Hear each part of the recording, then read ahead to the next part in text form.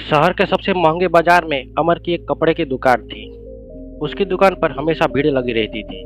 उसके पास पैसों की कोई कमी नहीं थी। महंगी गाड़ी, आलीशान बंगला, जिसमें वो अपने परिवार के साथ रहता था। परिवार में उसकी पत्नी रेखा और उसके माता पिता थे। तो एक दिन अमर अपनी गाड़ी में पत्नी के साथ घूमने जा रहा था। वह एक हिल स्टेशन पर पहुंच जाता है। होटल में उसका कमरा बुक था। वो काउंटर पर पहुंचता है और कमरे में उसकी बुकिंग के बारे में पूछता है। अमर काउंटर रजिस्टर में साइन करता है। तभी मैनेजर एक वेटर को बुलाता है। मैनेजर उससे कहता है, साहब का सामान तीसरी मंजिल पर कमरा नंबर 306 में रखाओ। वेटर सामान लेकर आगे आगे चल देता है। अमर और रेखा दोनों उसके पीछे पीछे चल देते हैं। लिफ्ट से होते हुए वे सभी कमरे में पहुंच जाते हैं। कमरे में सामान रखकर जब वे वेटर के पास जाने लगते हैं तो अमर उसे कहता है, सुनो ये लो टिप। अमर 100 रुपये निकालकर वेटर की ओर बढ़ा देता है। लेकिन ये क्या, वेटर पैसे न लेकर वापस जाने लगता है। अमर उसे रोकता है। अमर उससे कहता है, अरे ये हम खुशी से दे रहे हैं, रख लो, तुम्हारे मैनेजर को हम कुछ नहीं कहेंगे। वेटर चुपचाप पैसे अपनी जेब में रख लेता है। तभी अमर उसे रोकता है। अमर कहता है, तुम राकेश हो ना? वेटर ने कुछ नहीं बोला, वो चुपचाप वहाँ से चला गया। तभी रेखा अमर के पास आई और बोली, क्या बात है, आप कुछ परेशान लग रहे हो और वेटर से क्या बात कर रहे थे? अमर ने कहा, रेखा ये मेरे बचपन का दोस्त था, लेकिन अब मुझे पहचान नहीं रहा है। मैंने तो इसे पहचान लिया है। तुम यही रुको, मैं अभी इसके बारे में पता करके आता हूँ। अमर नीचे काउंटर पर पहुंचकर राकेश के बारे में पता करता है। तो उसे पता लगता है कि वो अभी ड्यूटी खत्म करके घर चला गया है, कल सुबह आएगा। राकेश ने दूसरे वेटरों से उसके घर के बारे में पूछा, लेकिन किसी को उसका घर मालूम नहीं था।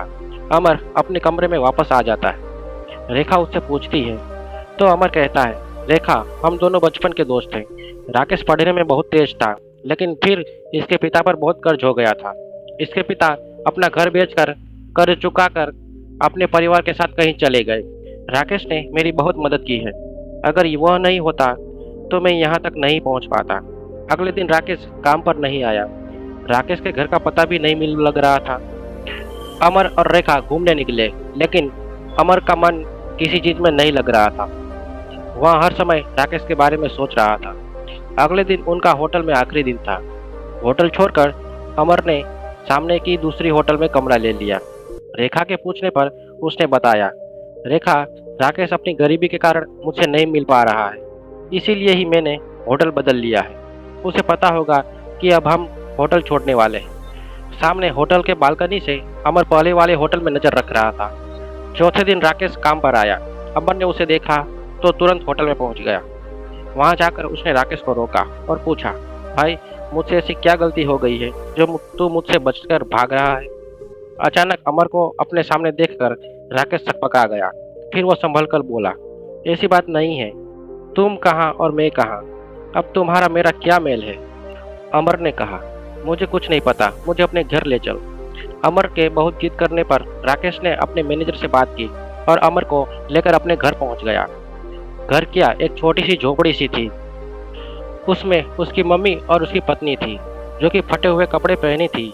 पास ही में एक बच्चा खेल रहा था। राकेश को देखकर उसकी पत्नी बोली, अरे आप आज भी वापस आ गए? क्या वो आपके दोस्त अभी भी वही हैं जिनसे आप बचने की कोशिश कर रहे थे? अमर पीछे ही खड़ा था। वो बोला, भाभी जी, मैं ही वो दोस्त हूँ जिससे यह बच रहा था। क्या मैं इतना घटिया इंसान? क्यों माँ जी, अपने भोला बेटे को भूल गई? राकेश की बूढ़ी माँ ने चश्मा लगाकर ध्यान से देखा तो उनकी आंखों से आंसू निकल आए। अरे बेटा, मैं और राकेश तुझे हमेशा याद करते हैं। कभी कभी अखबार में तेरी दुकान का इश्तिहार छपता है, उसमें तेरी फोटो को देखकर ये तुझे बहुत याद करता है। अमर ने कहा, अरे तुम लोग इतनी परेशानी में हो, क्यों भाई, तू मुझसे क्यों मिलने नहीं आया? राकेश ने अपने आंसू पोंछते हुए कहा, भाई मुझे लगा तो मुझ गरीब को पहचानेगा या नहीं।